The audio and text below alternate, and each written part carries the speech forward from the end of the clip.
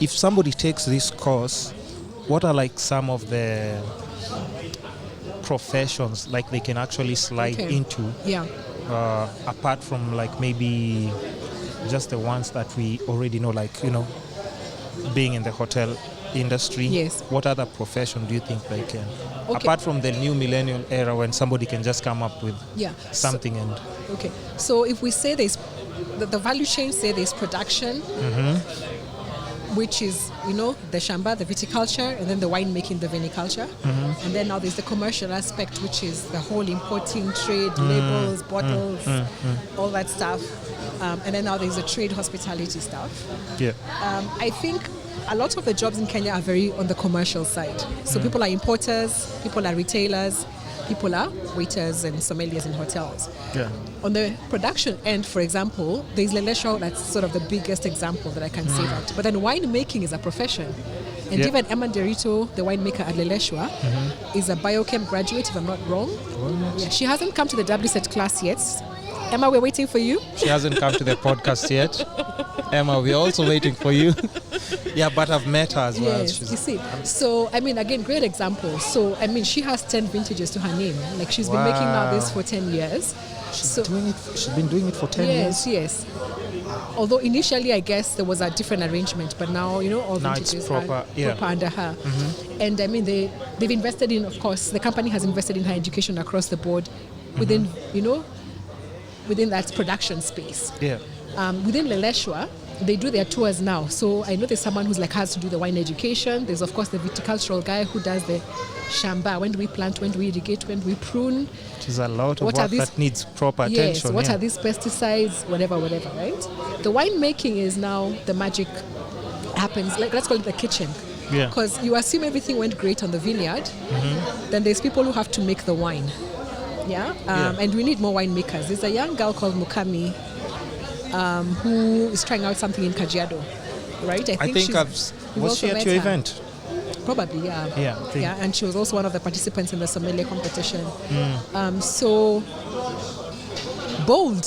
Yeah, bold, right? But of course, you know, we need more of those. And I know there's like altar wine made in different places. Well, that's how the industry would grow anyway. So production, we haven't even touched the surface. And of course, the typical thing of wine doesn't do well in Kenya, we've broken that myth completely. Yeah, you know, because people really do know their stuff now. And once you do the soil testing and whatever, then you'll be able to do that. I've attended a couple of those sessions.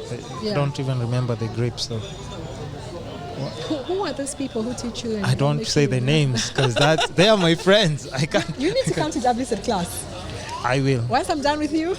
But how long did you say? It's a 1 day and 2 day. Okay, easy. Maybe there's some little things that I need to just put in my fingertips. And I mean, YouTube videos, there's channels, there's books. And I think at times it's just personal interest. As well. Yeah. And I mean, how many times do I also go into, even during class, and a question is that, and I'm like, I've never actually considered that. So constant learning. Constant learning. But the irony is, coming on the production side, I grew up in coffee and tea area. There's so many similarities, you know, between wine and these two, and I was never interested. And then now it makes so much sense because you're like, now this brings back all the memories. And now the irony is I'm applying the wine knowledge to understand the tea and coffee now because it's really the same, you know. And I'm thinking it would have been so much easier and cheaper if I just became a coffee specialist. Kitambo, it would have saved a lot of us a lot of trouble. But you see, that's the thing. It's full circle, right? And now I go and appreciate when I'm walking on the tea farm. You know, okay, hours you can walk around. You don't need a horse. Over here, it's finished. The coffee is over here, it's finished. Or even in shards, you appreciate it so much more. On the commercial side, like I said, there's all those opportunities, but I think, for example, journalism is a big thing. And I'm not necessarily blogging, because even like an article or a space on a magazine, and there's awards for best wine writer that are global. The same way there's awards for sommeliers. Do you have those in Kenya? Okay, so I think some the person that you've trained. I think Jean Wandimi of the Food and Wine, the Wine and Food Review, or is it the Food and Wine Review? Is somebody who was sort of niche in that space. There's a lot of lifestyle people who write about wine, and I think media houses like Yummy, of course. Yeah, You can't talk for about sure. food necessarily without talking about wine. Yeah. But I'm just saying there's the review of the wine and tasting, but there's the business aspect. And this is even a challenge to myself. We had started running some sessions we were calling the business of food and wine. So the difference between that and a normal tasting or a wine festival is we're talking about what makes, say, Uva Wines as a company that imports Portuguese wine and Domain Kenya different. Yeah, what, is it their philosophy or is it just about country? Yeah. Or there are these two South African wine importers. What's their business model and where are they different? And, what can be learned for, say, future business? Wine retailers, there's Mega Wines in here at Galleria. But there's places like, is it Wine and Bubbles in Riverside? And there's Carrefour that has a wine section. Yeah, I only know about what's the new place in Westlands? The wine shop. Oh yeah, the wine shop as The well. wine You shop. only know about the wine shop. Imagine, And yeah, again, because I So don't know about the other places. Yeah. So all this, just think about where you can buy wine and what makes all these places different. Yeah. And yet there's so many, let me call them wine and spirits shops in Yeah, every corner. They're true, like Javas, they're true, everywhere. true. So again, the business model. A restaurant like Sierra only stocks South African wine, only. Oh, Do they lose customers because of that? Or Nope. do they attract customers? Or Yeah. how are they able to convert, say, non-South African wine drinkers to actually just come there by for that. saying, oh, you actually want something from Bordeaux. Remember the place I mentioned before from France? France? Yeah. So like a Bordeaux blend is a wine that's made from Cabernet Sauvignon, Merlot, and some other grapes, but it's predominantly those two. If I can serve you the same from Stellenbosch, Stellenbosch it's a place in South Africa. Okay. Sorry. Yeah. Yeah. No, it's so, okay. so when you come and say, no, I only drink French wine from Bordeaux, I should be able to convince you to take something that's similar. I'll say this is a similar Bordeaux style blend. Yeah. Right? If you want something from Burgundy, a place in France, which This is is also- typically serves Pinot Noir grapes and Chardonnay grapes, I should be able to tell you, well, in South Africa, in Walker Bay, they also have really good Chardonnays and Pinot Noirs. So that kind of scenario. But then they made a business decision and they've stuck to it. There's Italian restaurants like Le Terrazza, of course, that only have Italian wines, right? So what informs those decisions and does it make sense, right?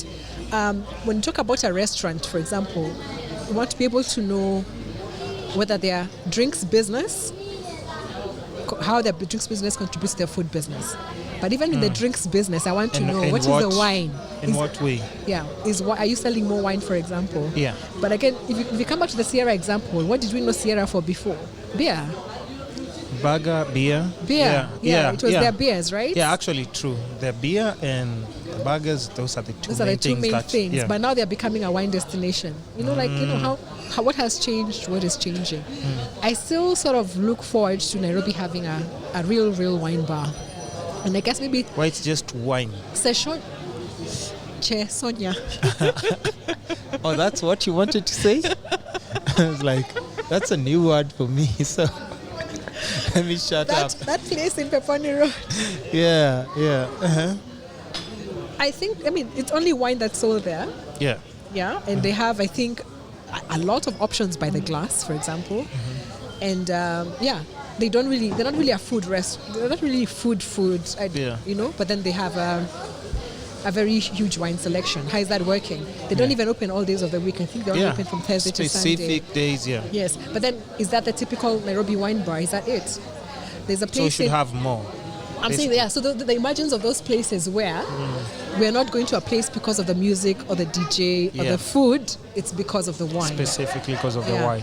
The champagne bar, oyster bar in Village Market, I think has the biggest selection of champagne available, I think, anyway in Nairobi. And again, it's in a food court. You know what I mean? It's still not like know. Yeah, it's not really a restaurant. It's part of the food court, but it's a champagne bar.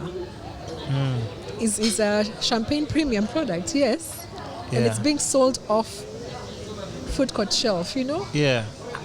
Business models. So I'm excited about that aspect now, and hopefully we will resume the business of food and wine, and maybe even have a business of food and wine conference where we talk about the decisions around food and wine experiences. Let me say food and drinks. Let me not limit myself to wine, but of course we know I like wine. But understanding that and being able to get data where I can tell you, give more specific market information to prospective people getting into the business.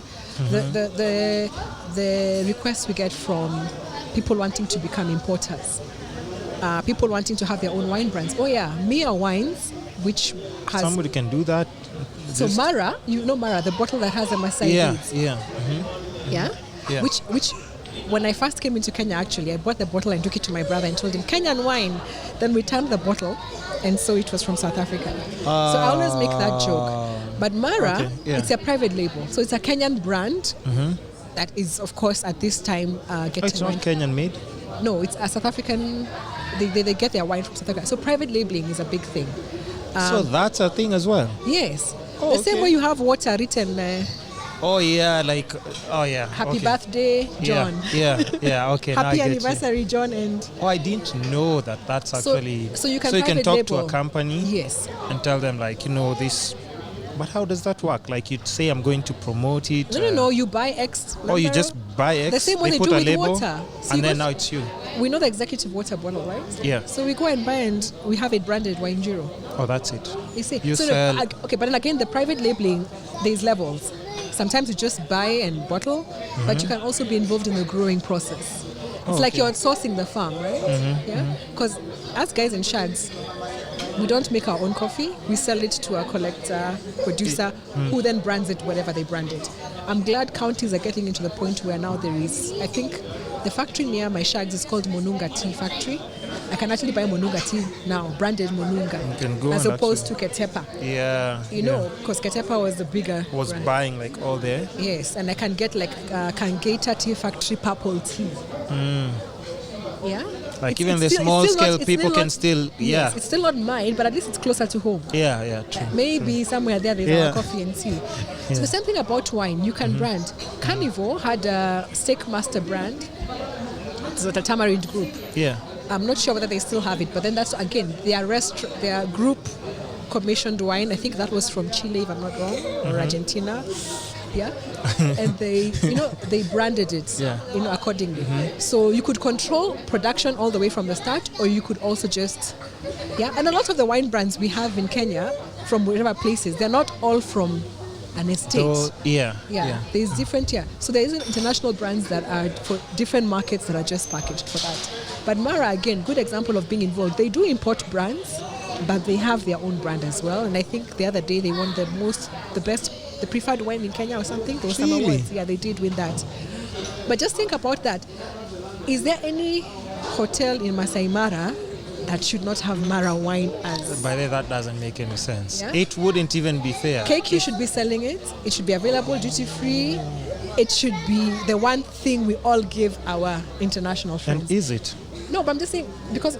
I'm just asking, is it there? Have you ever tasted it? Actually, you have. I have a complaint because when I'm being served wine at the plane, do they show? Oh, they do show me the bottles. Yeah.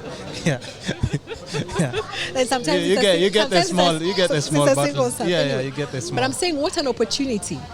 It would be amazing. I'm I think sure, even for somebody coming in the country, they'd be like, their mind would be blown because Maasais are like an actual signature. And they actually have it's a CSI project about the beads and the women. Man, that would be nice. For the 50th anniversary of Kenya's independence, they did a sparkling wine bottle. Yeah. Which is so it's from South Africa. We can't call it champagne, so it's Method Cap Classic and MCC, and they had that again, huge opportunity for at that time. And maybe even for a collective item. Well, in Kenya, things don't necessarily but I'm just saying, go out. There are these opportunities, right? There are these opportunities. I wish there's a bar, someone would come up with a concept that has a chain of wine bars or wine experiences that's, can be as common as Art Cafe or Java, like in every corner. But, you're complaining about wine. You remember, this was a whole controversial thing. We won't say which date because we're in 2020 right now. But we're just talking about opportunities. but at times things are not like they have to be. It's an approval process through so many people. Exactly, but and I think that would be a nice, brilliant idea, but it has to go through. It has to go through something.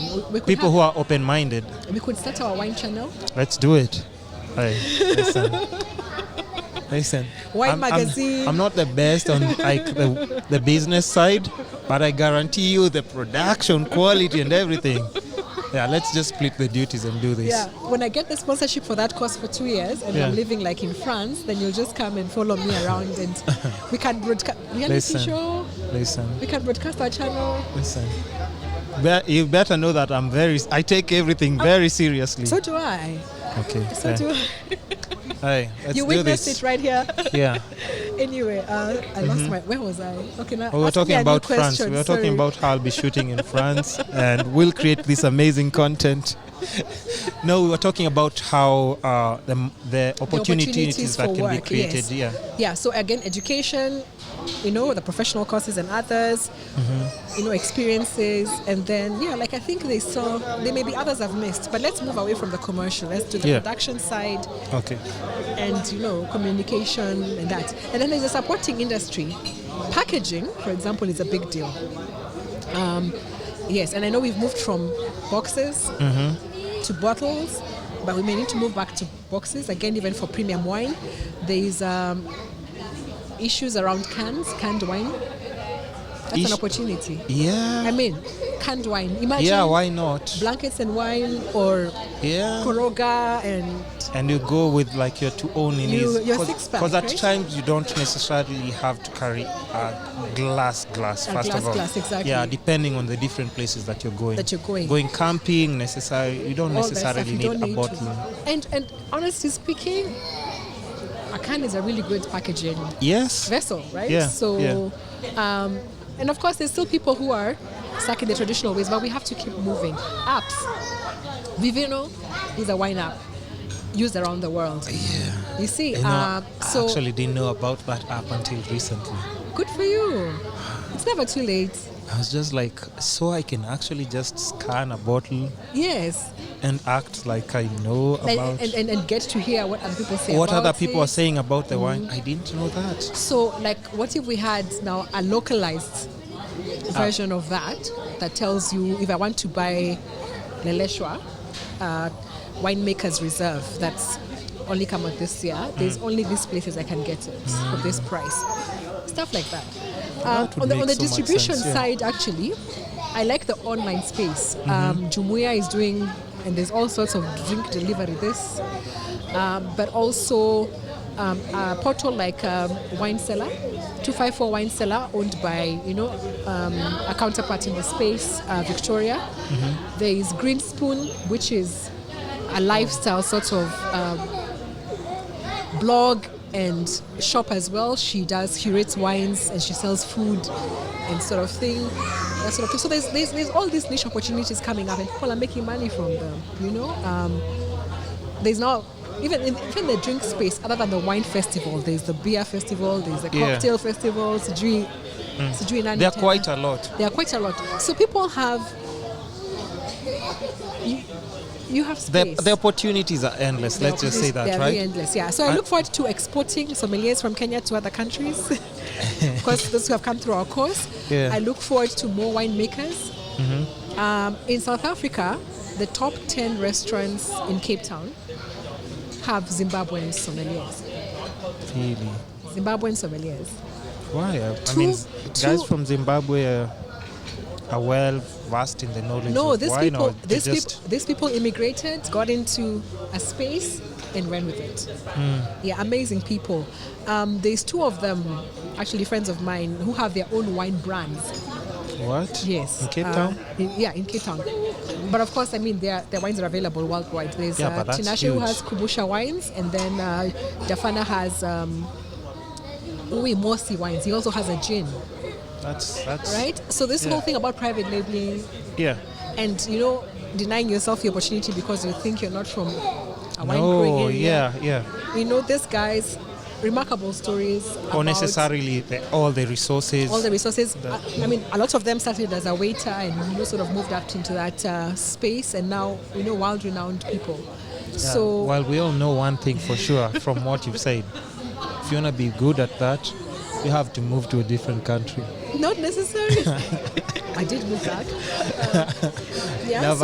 And you can make the opportunities right here. So because we're talking about that. The opportunities like that you can actually, because they are also untapped. Untapped, yes. They're untapped, yeah. So even coming back to the name of the business, sometimes I wonder whether Wine Giro now will be limiting. I hope it becomes a brand that outlasts the wine parts per se, right? Can still do more. Because now it's about experiences, so you could add food, you could add cigars, other spirits. The sommelier experience is beyond just wine. The experience you want to give someone in an establishment is beyond sometimes food and drink, it's other things. And because still we're still in that